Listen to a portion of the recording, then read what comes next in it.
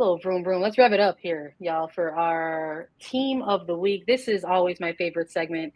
It has absolutely probably been my most favorite thing that we've launched and introduced to NWSL universe because it's difficult. And honestly, as the season has gone by, this has gotten harder and harder actually to pick amongst 300 and some odd players to just 11 in the mix for a team of the week honor that we do here on Attacking Third. But we're going to try our best, like we always try our best. And of course, that's what this is for. It's for the dialogue. It's for folks to get their feelings out. Like, if you've got some shouts, go ahead and let us know. But what we're going to do, like we always do, is we're going to start from back to front. So, Cupo, you get the honors of kicking us off here today. Who have you got for defenders and goalkeepers? This is a little bit, I realize it's a little bit easier for me when I don't get midfielders, because then I feel like y'all are asking me to kill my babies. But I will start with the goalkeeper, because what? Jordyn Bloomer, you did what? Yeah. What up, Louisville? Lord Yep. knows that's like my spiritual leaning, and every season I have been dying for them to do the damn thing, or maybe like some of a little bit of a darn thing. But Jordyn Bloomer coming up massive, saving 2 pens against an Orlando side where I think it's fair to say you often can count Louisville out. Massive, massive, massive. So that is my completely unimpeachable, and I will not move from her. Jordyn Bloomer, goalkeeper of the week for NWSL. She deserves all of the high fives, literally. Like, All what a beast. And then moving to my defenders, because I know I don't have a lot of time and I'll just take up the next hour for this. So I have a little bit of diversity back there. So I'll start with the obvious now, because we just spoke with her. I've got Reyna Reyes in my back line, because why? Because technically she scored a game winner for Portland today. That's very true. So Yeah. defender goals mean more too, spiritually, emotionally, and thus she belongs back there, especially since she didn't get to do a proper celebration. We'll do it for her. Put her name in the book. Then also have Nuria Rabano for Utah, who, my word, what was it? 13 tackles, 1 interception. She put in a full shift. I think that she was one of the hardest working defenders this match week. So got to give Utah a little tip of the cap. She did work. And then I have Rebecca Bernal, because I know, Viva Mexico. She absolutely, just her read, like you can see her scanning, knowing where she's got to be, how she's got to be. She's a massive contributor to that clean sheet. Okay. So absolutely hands down, will not move from that. And then I have Avery Patterson with the dash, because she did a little bit of the everything on the right side. Okay. That's not to say that I don't love my pure defenders, but when the demands are do everything that you got to damn do, that's a big ask. And I feel like Avery Patterson really showed up. So this concludes my defenders for the week. I'm open to criticism, suggestions, or other suggestions for a rivalry today. I love that you're like open, but you're just like my non-negotiables is Jordyn Bloomer and Rebe Bernal. I love that, honestly. And you know what? I'm good with that too. I think like if you want to keep those as locks, you're not gonna get the argument from me though. I like the shout for Avery Patterson as well. I got a feeling this might be a week that we get some dash players, on this best 11. I don't know if I'm 100% sold on Rabano. Like, I probably, this has nothing to do with tactics. Yeah. One of my favorite names in football for sure. Like, shout out to all my radish heads. But like, I don't know I if feel I'm like that's sold the on only that. job you can have with that name is footballer. But go ahead. Yeah. No, 100%. So I don't know if I'm 100% sold on that. And again, these are just options. You don't have to do any swapping, but if we're given as much notice and praise for what Kansas City has been doing this year, I think it also has to go in the way in which they are winning games narrowly. Like, they're maybe not doing the blowouts like they did in that first half of the season, and that is because it is deeper into the year. It's officially the second half. like you said to your earlier point, Cupo, there's footage out there. Teams are scouting. So you got to be smarter sometimes. And sometimes those blowouts, even though they're fun, maybe they look like 1-0 wins. And Kansas City Current is doing that. And a big reason why I think they're doing that is because they've got Kayla Sharples in the back there. Absolutely is always shutting things down. You can count on her for a clearance. You can count on her for a tackle for sure. She likes to go crunch. I would maybe swap Robino for Sharples just to give the Robino for defender on this. Sharples. Do you think, would you argue because of her performance within the squad or because Utah? I just feel like Utah demands more because they're weaker in a lot of ways, is how I look at it. But Sharples is, I love Sharples. Like she's fun to watch. I think in this particular case, like, yeah, I think Sharples contributed more for the actual win and the points. I mean, not only in this game doing things on the defensive side of things, but served up that assist for Temwa Chawinga. Maybe Chawinga doesn't get that goal if it didn't have that kind of service. So that's just, you don't have to do it, but I think just tiebreaker, please. I love me an assist or a goal whenever it comes to a defender. Like that's one of my favorite parts of football. But we have to talk about Rabano shutting down Michelle Cooper. Yeah, a non-factor. Yeah, I ain't gonna lie, she shut her down, and that's not an easy task.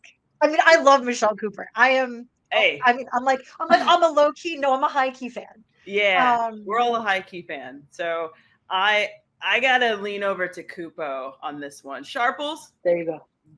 Great game.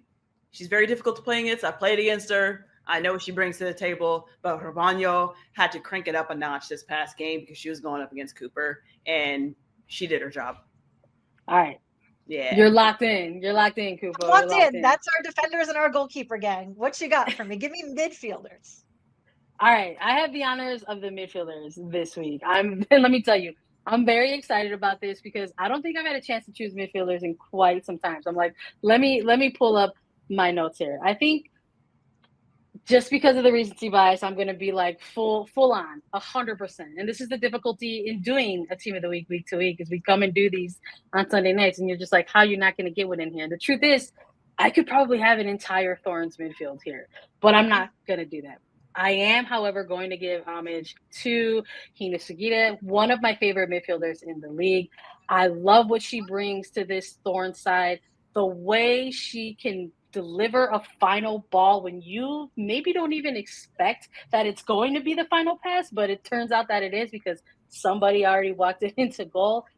It's a pleasure to watch when it happens in real time. And I think Hina Sugita did some really, really great stuff this week. So I'm going to put her in the mix for this one. I already kind of maybe tipped my hat to this one a little bit too, but I mentioned the Houston Dash. And I think in a week like this, you got to continue to maybe pay homage. So we got Avery Patterson on that back line. And for me, in the middle, I'm also going to say Sophie Smith for this one. I love that this could maybe be a little bit of the X factor for Houston. They're in the bottom half of the table, but with as many games that are in front of them and the 8th seed being that playoff line, I think anything can happen. That's not to say that I think it will, but I will say that Sophie Smith is presenting her case as a very fun X factor. And who wouldn't love an enforcer type of midfielder coming off of the bench who can also score? Like, that is a fun type of X factor. Had me at enforcer. Exactly. So, I mean, it's like two goals in 2 games, and you got this one out of this week as a game winner. You know I had to have Sophie Schmidt in there. So we've got Hina Sugita, Sophie Schmidt, and I was very, very torn with this last one because I was re-looking at a number of the draws in front of us. But I think even though I was almost going to go with Dali, but I'm going to actually give it to Taylor Flint this week. I'm going to have Taylor Flint in my middle 3. I feel for Louisville so much. I think this is the type of performance that they can have that could potentially fuel them moving forward, because you want to talk about a game that you absolutely got to let it get away from you. It's this one. And when you are trying to make a case and finally have this year be the year that you go to the postseason, these are the games that you have to win in the regular season. So while they got a point out of it and they'll be disappointed to have left some, let's just go with Taylor Flynn. I don't know if anyone else wants to take anyone out or add anyone in, but let me know. I'm trying to think right now because I feel like, Taylor Flynn, I feel like does not get enough love for what she manages to do. Ina Sugita, Isn't she leading the league in tackles? Taylor yeah, Flynn? Correct me if I'm yeah. wrong. I mean, she's doing the damn and thing. probably after last game too. So Yeah. but Yeah. I'm No, open. Like I said, I'm not attached to just seeing whatever. But I like this middle third. I mean, if you would also like to just keep it, I would be fine with that too. yeah, I'm chill with keeping that. I'm gonna All be right, thinking about that cool. Sugita ball to Jordan's Yeah, goal for the next few 100%. hours. So I'm glad you I'm want to good. lock it in because I want to hear what Jess has to say for the forwards. Oh man. Okay. So first and foremost, y'all know I got to go with Chawinga. I mean, Chawinga's just broke another record, and we got to give hats off. Obviously, their 1-0 win this past weekend. Chawinga doing Chawinga things. She was the first player to make it to 30 goals as quickly as she did in 40 games. Insane. I know no one can argue that one. Raylan Turner, I thought that she was absolutely phenomenal. I think that she has come out of her shell more and more throughout this season.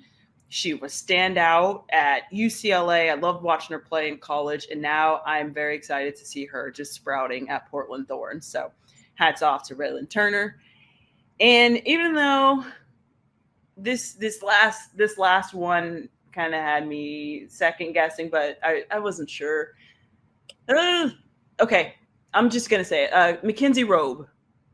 She came in. Yeah, She was a game changer yeah. for San Diego Wave. I'm trying to go with like the winning team, of strikers. So, but anyway, Mackenzie Robe.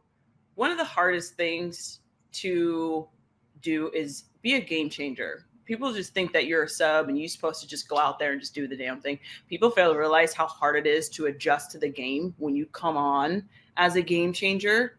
And Mackenzie Robe came in and she did exactly what she needed to do. And that's not a role that is very easy to do. It's not an easy task to take on. And that is just the definition of her. I had the honor of playing with her for a handful of years. We won some NWSL championships together. And I've seen her take these type of shots day in and day out at training. That was her first goal in a Wave shirt, right? Yeah. Yeah. This season. Yeah.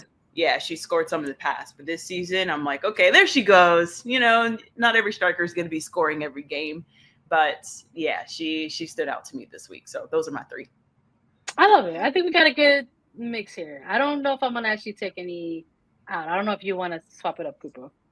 No, I genuinely enjoy the diversity because I feel like week over week we literally find like the most like warranted people to slot for the best 11, and it's not necessarily the same people over and over again. I feel like that's a gem, quite frankly. Good job, guys.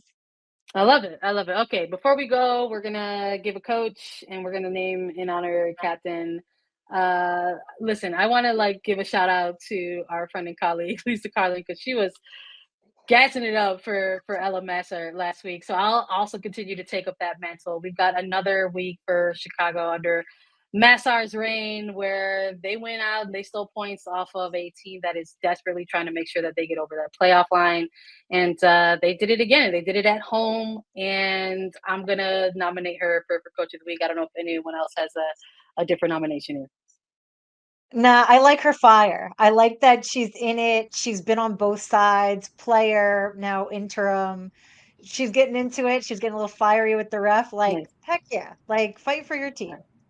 All right, we're gonna give some love to Ella Masser for Coach of the Week, and as honorary captain. This is a little bit of a theme. We're watching in the second half of the season that players are essentially making their return to the pitch, and you love to see it because sometimes they turn out to be those little bit of extra X factor players who can kind of get teams over the hump. This week it was Chloe Lacasse. She returned from her ruptured ACL and sprained MCL, subbed on in the second half for Utah Royals, and it was her first match back since October of 2024. So we salute you, Chloe Lacasse, our honorary captain out of week 15.